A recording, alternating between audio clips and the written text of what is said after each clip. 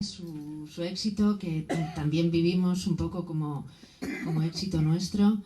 Y bueno, pues lo que decía antes, esto no ha hecho más que empezar. El Junco ya es infinito y lo será. Así que enhorabuena, Irene, muchas gracias a Eva por acompañarnos hoy y por tener esta conversación que va a tener con Irene sobre su libro, y muchas gracias a todos ustedes. Gracias.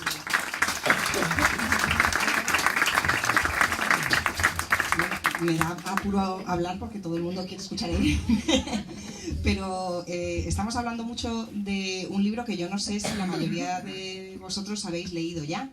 A mí me gusta pensar que este libro ya está presentado, por fin, lleva 9 ediciones. Y entonces esto es más una reunión de la tribu del Junco.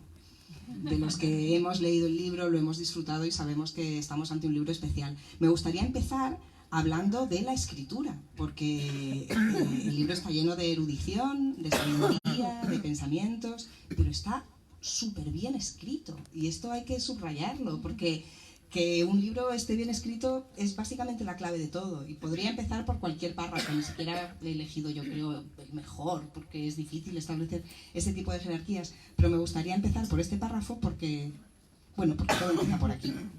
Dice: ya puedo juntar letras. La M extiende un rabito hacia la A. Al principio todo parece un embrollo, un lío de rayujos. Sigo adelante. Como soy zurda, restriego el puño por encima de los renglones al avanzar y los voy esfumando. Dejo una estela gris. Con la mano ennegrecida continúo. Hasta que una mañana, sin darme cuenta, por sorpresa, le arranco el secreto a la escritura. Hago magia. Mamá. Los palitos y los redondeles cantan en silencio. He atrapado la realidad con una red de letras. Ya no hay solo líneas. Es ella la que aparece de pronto en el papel, su voz tan bonita, las ondas de su pelo castaño, la mirada cálida, la sonrisa que enseña unos incisivos prominentes, y por eso, porque le dan vergüenza sus dientes desordenados, acaba siempre en un gesto tímido. La he llamado con mi lápiz, está ahí. Mamá. Acabo de escribir y comprender mi primera palabra. Todos empezamos por mamá, pero no todos terminamos escribiendo como Irene. Eso se escribe gracias a un señor que existió, que tuvo presencia física en este mundo y que inventó el alfabeto. Y tú sabes que fue un individuo, y me gustaría que nos contaras quién fue ese hombre que cambió tu mundo, nuestro mundo y el mundo de todos nosotros. Muchísimas gracias. Antes de hablar de este individuo misterioso y anónimo, los agradecimientos que son indispensables, necesarios y me rebosan dentro. Gracias por haber llenado la librería de calor, de sonrisas, de miradas risueñas. Gracias, Lola, por esta hospitalidad, ¿no? La librería Alberti pues es muchas cosas, es isla, es jardín, es espejo y es hogar, ¿no? Hogar de muchas cosas y de muchas palabras. Gracias. Gracias a Ofelia y a Ciruela, porque todavía me acuerdo cuando llegué la primera vez, ¿no? Con el manuscrito debajo del brazo y la acogida. He tenido libros de Ciruela en casa desde que era una niña y los he amado. Para mí es maravilloso formar parte de este hogar de palabras también. Y gracias a Eva, que fuiste una de las primeras personas que apoyaste el libro. Y bueno, pues ahora esta ocasión de charlar contigo y de celebrar todo lo que está sucediendo. Creo que eres la mejor persona para esta conversación y para este encuentro. Bueno, pues volvamos a nuestro hombre misterioso, ¿no? Uno de los objetivos del infinito en un junco es recuperar el asombro, ¿no? Porque los libros han estado ahí desde que nacimos, los hemos visto siempre, son objetos cotidianos, ¿no?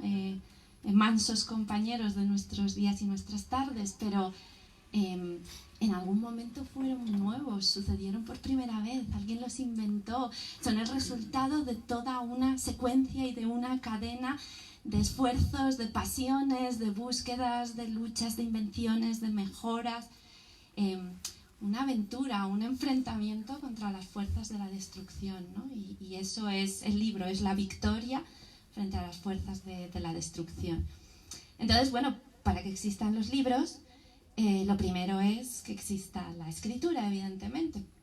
Pero las primeras escrituras eran escrituras muy difíciles, con muchísimos signos, para dominarlas hacía falta ser un profesional, o sea, escribir era una carrera en sí misma, ¿no? Y eso, a esto se podía dedicar poca gente, los escribas, todos de origen aristocrático, ¿no? En las sociedades donde nació la escritura, todos privilegiados, todos una élite poderosa. Para que la mayoría de nosotros, del mundo, la gente corriente, pudiéramos aprender a leer y escribir, hacía falta una nueva herramienta. Una herramienta más sencilla, más simple, que fuera abarcable, que todos pudiéramos, ¿no? Adquirir y dominar y manejar pues, en el espacio de unos breves años, ¿no? Y eso es el alfabeto, esa maravilla es el alfabeto. Y es, yo creo, una de las grandes revoluciones tecnológicas de la historia. Ahora pensamos que la tecnología son solo pantallas, pero esa fue una de las mayores tecnologías de la historia, ¿no? Esos 20 y tantos signos con los que escribir la totalidad de lo que está en nuestro corazón, en nuestros sueños, en nuestra sabiduría, en nuestro pasado y en nuestras tradiciones. Y eso, pues, fue en primer lugar un logro de los mercaderes fenicios, que eran negociantes y le vieron pues ventajas a facilitar los sistemas de escritura que había hasta ese momento para negociar, para intercambiar, para apuntar sus viajes, sus idas y venidas. Y de un griego, este griego nuestro del que hablaba Eva, ¿no? Que lo adaptó, el alifato de los fenicios, hasta crear el alfabeto de donde viene el alfabeto griego, nuestro alfabeto latino, y la mayor parte de sistemas de escritura ahora son descendientes de ese alfabeto, ¿no? ¿Y quién es ese inventor? Es una persona anónima, alguien que no se esforzó en dejar su nombre, que no tenía la vanidad de, pues, digamos, conseguir un logro para inmortalizar su nombre, no, fue alguien que quizá ni siquiera era consciente de que estaba transformando el mundo, ¿no? De que ya nada volvería a ser igual después de aquello. Alguien del que sabemos muy poco, pero los estudiosos están de acuerdo en que fue una persona. O sea, no es que haya varios intentos de ir adaptando el alfabeto en distintas zonas, modelos vacilantes hasta llegar a un logro definitivo. No, es tan definido, tan nítido, tan cristalino que tuvo que ser obra de una sola persona en torno al siglo VIII. Eso es lo que sabemos. ¿Qué podemos conjeturar? Que sería un hombre, porque las mujeres no tenían entonces la libertad para viajar, para aprender, para codearse con los navegantes fenicios de los que tuvo que aprender el modelo anterior, ¿no? Sería un hombre, probablemente un isleño, viviría en zona fronteriza, donde siempre hay confluencias y cruces de caminos entre civilizaciones. Seguramente era amigo de las tabernas, de los puertos, ¿no? Donde hablaba con los comerciantes y allí pudo descubrir, seguramente, fabulo yo, entre sus aventuras e historias de naufragios, de grandes navegaciones, de aventuras, de repente él se fijó en algo aparentemente más cotidiano y prosaico, pero que era el verdadero milagro de aquellos navegantes, que era la escritura. ¿Cómo podían escribir con unos trazos tan simples, ¿no? Y cómo unas personas, además, sin gran cultura ni posibilidades económicas, habían conseguido dominar la escritura. Y entonces él probablemente pidió que le enseñaran ese secreto.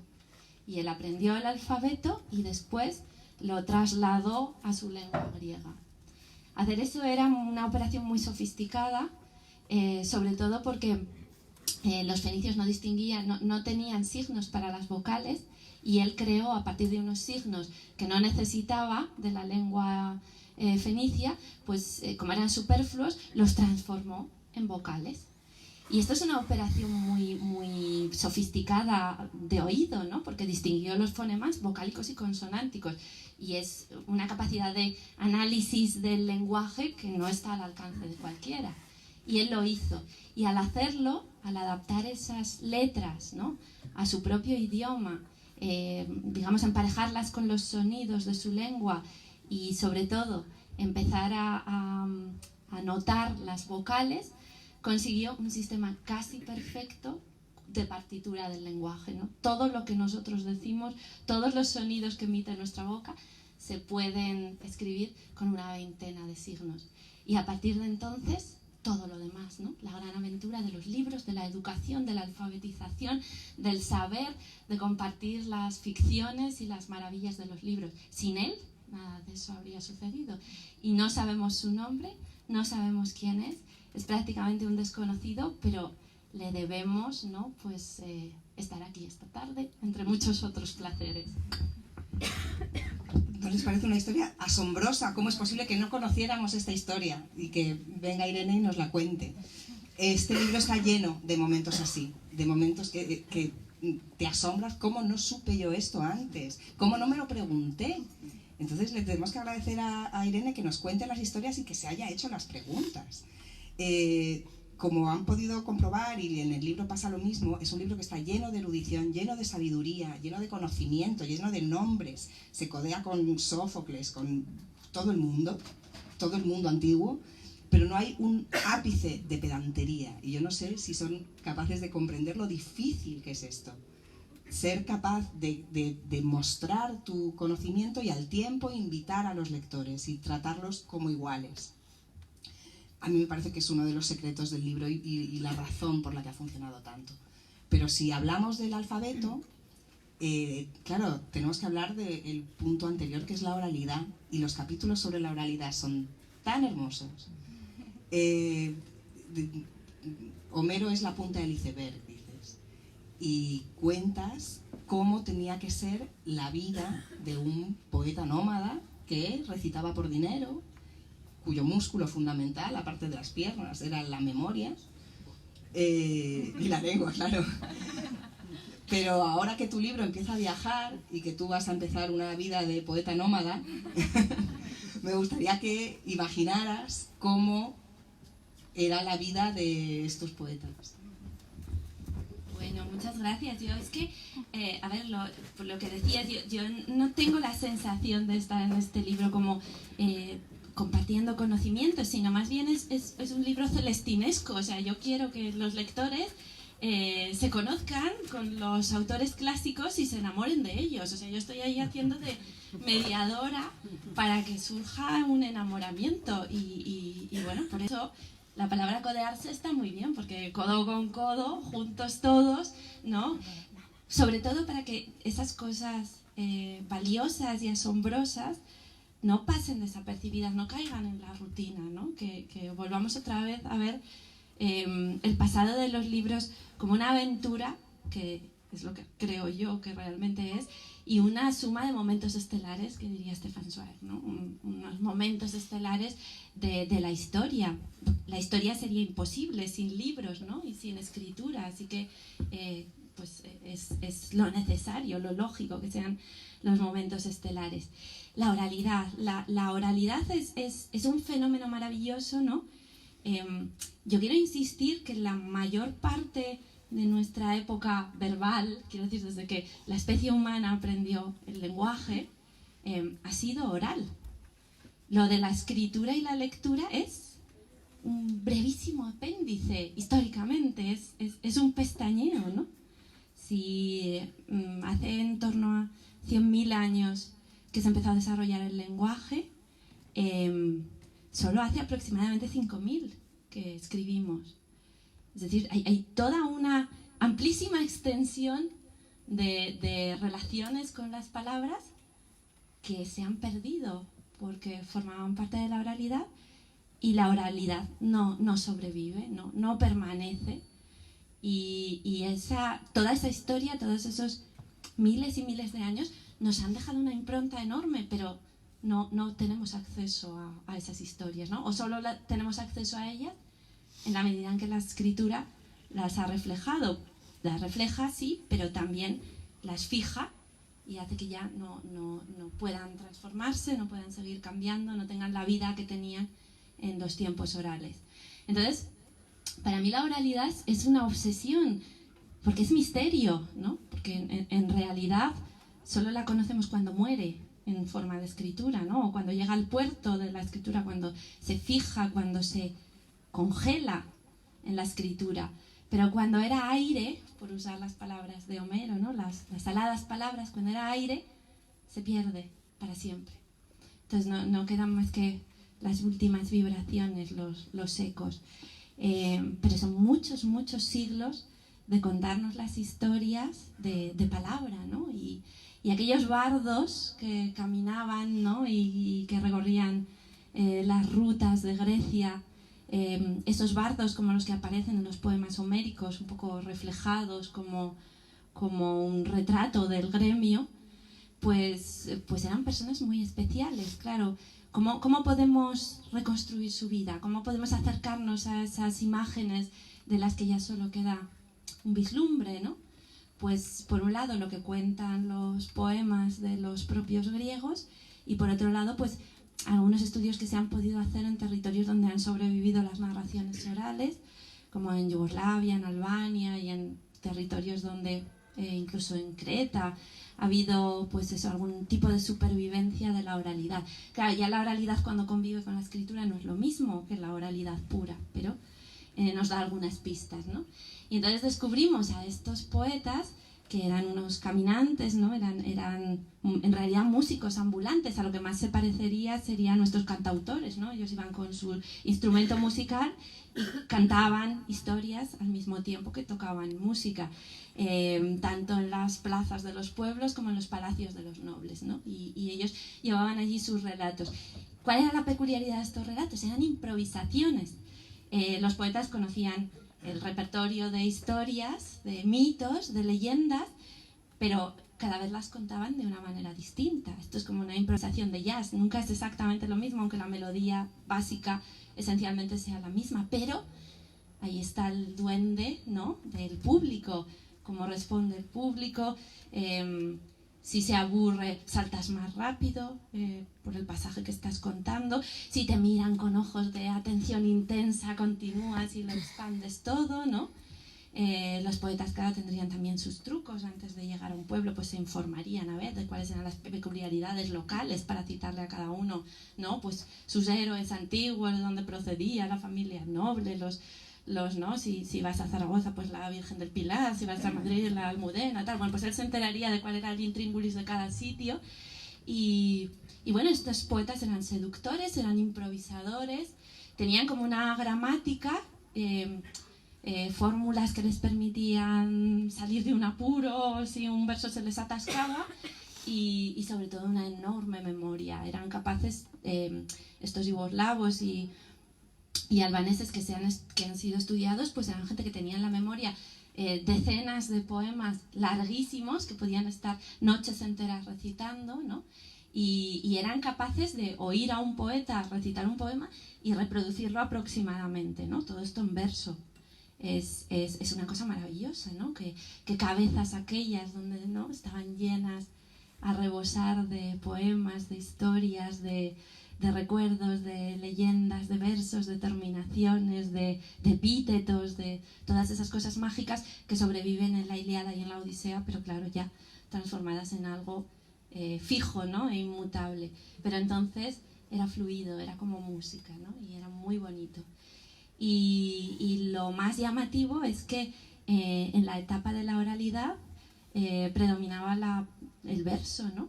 La prosa es una cosa de la escritura. Hemos tenido que inventar el alfabeto para empezar a escribir en prosa. Antes todo era verso, ¿no? Todo era poesía, la comunicación, lo que se tenía que reservar, guardar en la memoria, era todo poema, porque el ritmo del poema ayuda a recordar, mientras que es más difícil reproducir un texto en prosa. Entonces eso era, la poesía era la música de la memoria, y por eso tenemos a nuestras espaldas siglos y siglos y milenios de poesía, que son los que nos han ayudado en los tiempos más remotos a recordar lo más valioso de nuestras tradiciones y de nuestros relatos. O sea que la poesía fue antes que la prosa y el poema fue el aliado definitivo de la memoria antes del alfabeto.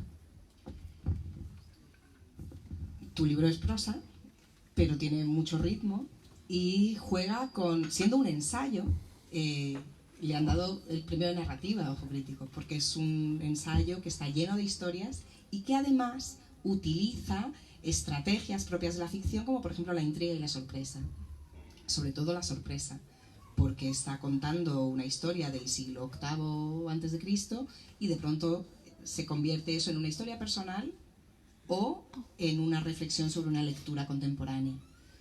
Hay momentos de tu biografía que tú cuentas en el libro y algunos son muy duros. Y yo me he preguntado leyéndolos si dudaste.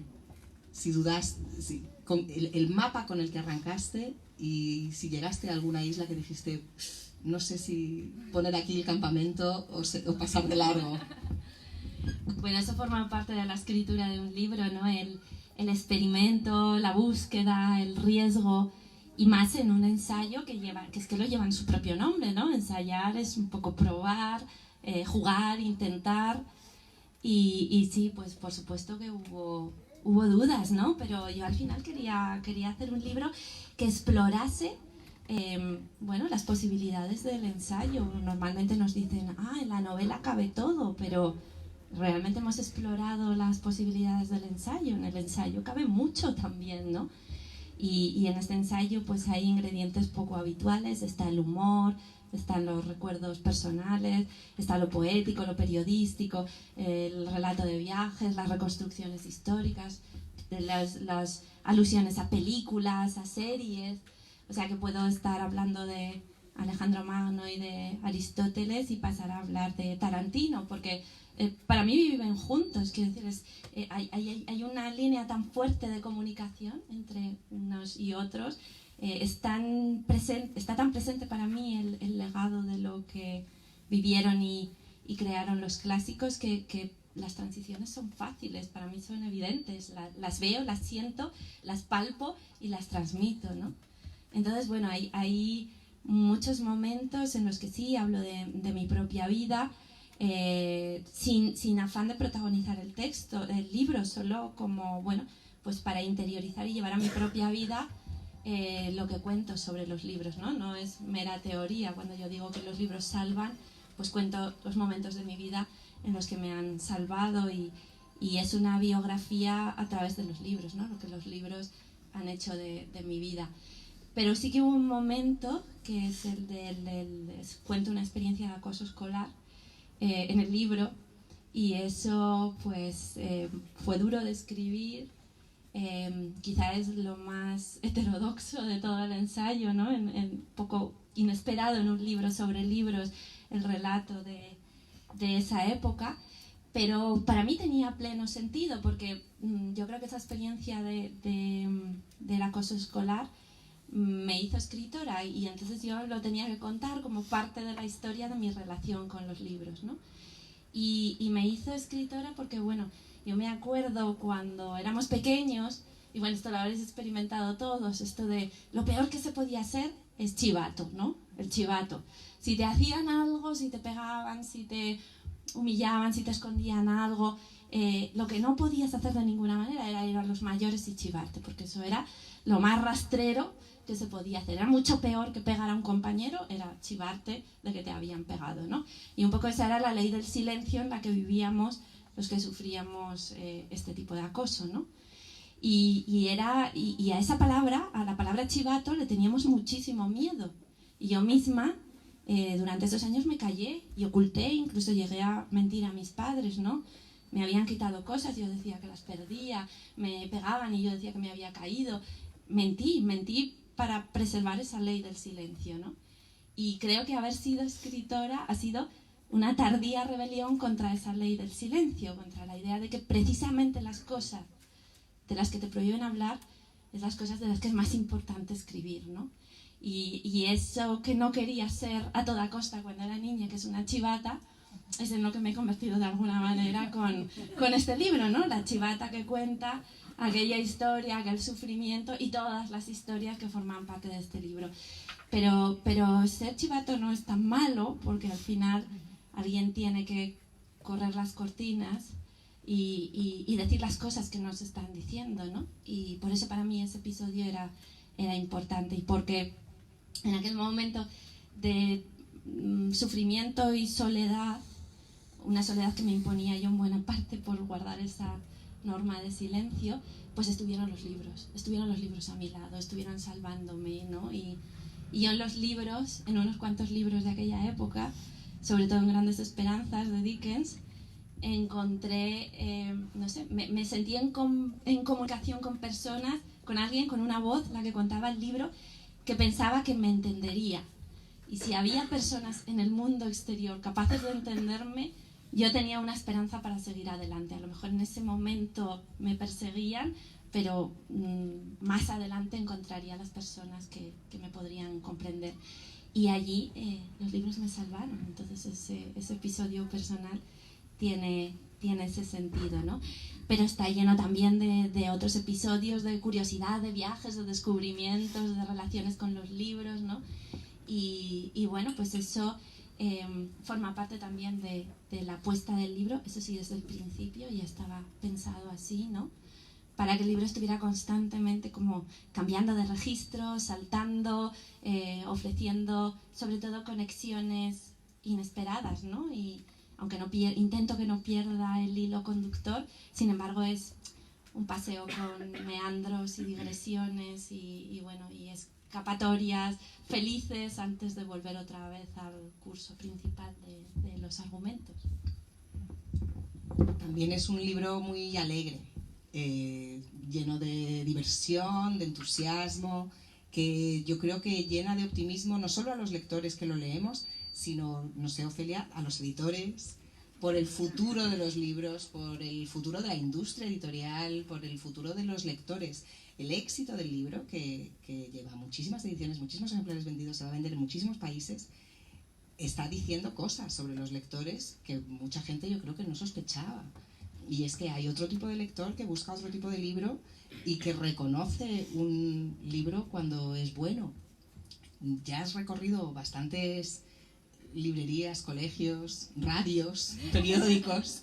Me gustaría preguntarte cómo está siendo la respuesta de los lectores que hablan contigo.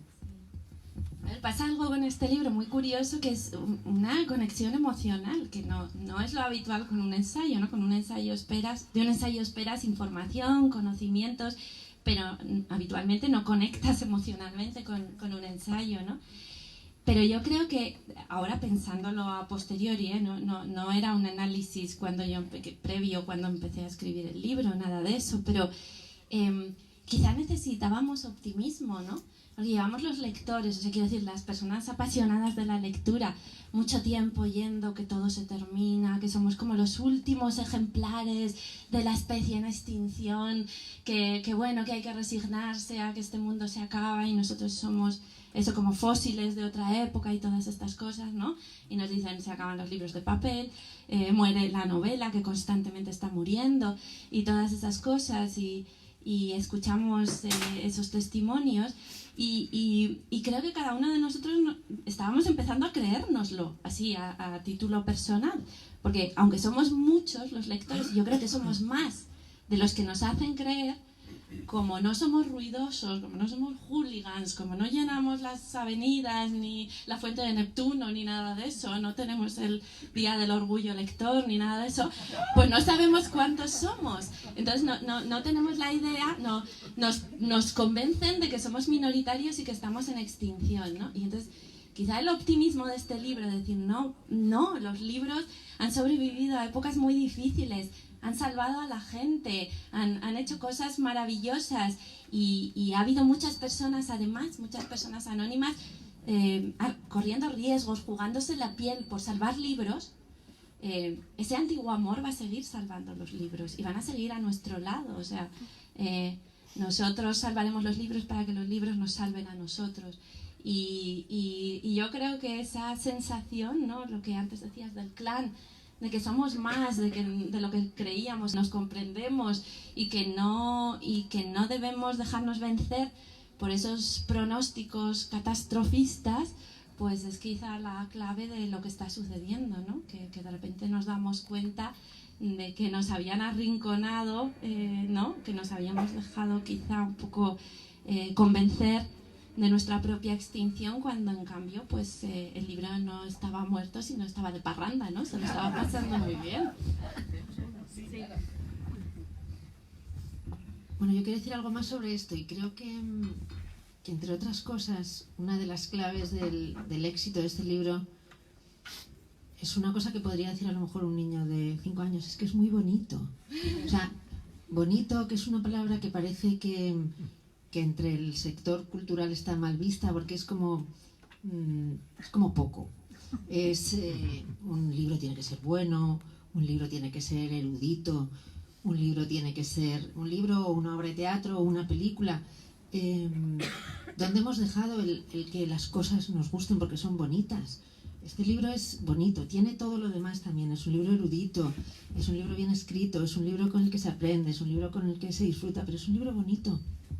Cuenta historias bonitas, las cuenta de una forma muy bonita, y creo que esa es la clave del libro. Este libro no es un ensayo. En España es que estamos acostumbrados a que sea ensayo lo que no es una novela,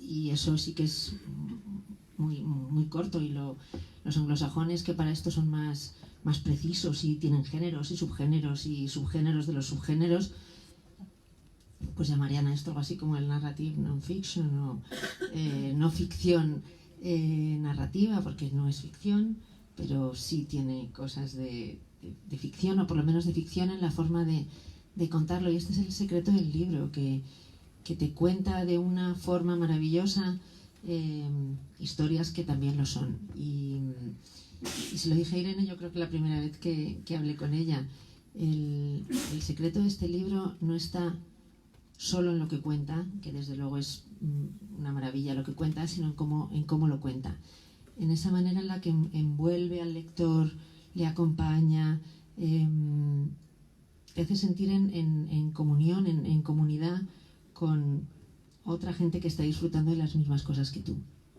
Y eso es lo que yo creo que transmite el libro, y que transmite Irene. Ya la habéis escuchado todos hablar. O sea, ella, esa voz que tiene ahora, cuando la estamos escuchando, es la misma voz que tiene en el libro. Es una contadora de historias, y si además esas historias pues nos ayudan a conocer nuestra historia, la historia del libro, nos ayudan a aprender, pues es lo mejor que puede pasar. Y por eso este libro tiene el éxito que tiene, y lo seguirá teniendo mucho tiempo.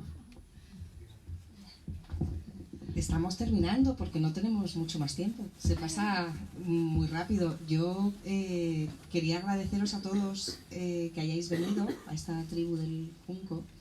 Sé que los que no conocéis el libro vais a ir corriendo a leerlo, y los que ya lo conocéis, pues lo podéis releer. Aquí, dice Irene, los lectores de hoy podemos sentirnos solos en medio de las prisas al cultivar nuestros rituales lentos, pero tenemos detrás una larga genealogía, y no deberíamos olvidar que entre todos, sin conocernos, hemos protagonizado un fantástico salvamento. Este salvamento se produce todos los días cuando leemos. Y yo quiero agradecer a Siruela y quiero agradecer a Irene que hayan hecho más amplia esa red que nos entreteje a todos y que nos hace amigos de los desconocidos y de los muertos. Muchas gracias.